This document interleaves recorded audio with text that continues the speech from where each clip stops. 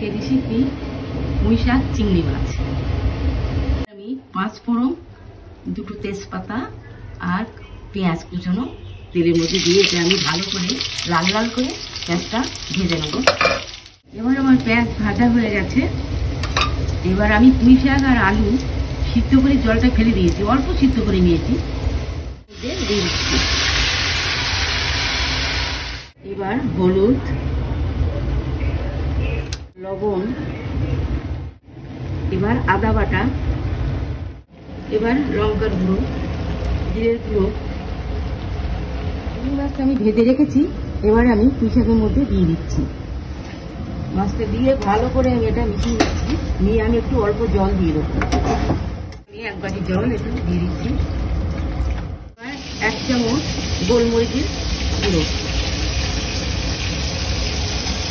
এবার 4টে কাঁচা লঙ্কা আমি ঝাল করে এর মধ্যে দিয়ে দিচ্ছি। 1 চামচ চিনি দিয়ে দিচ্ছি। এবার আমি ভাত দিয়ে সরষের তেল একটু ছড়িয়ে দেবো।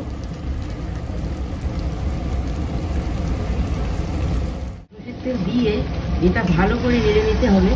নিয়েও 2-4 মিনিট মতো ভালো করে আবার কষাতে হবে। আমার রান্না কমপ্লিট। আমার রান্না যদি আপনাদের ভালো লাগে সাবস্ক্রাইব করুন।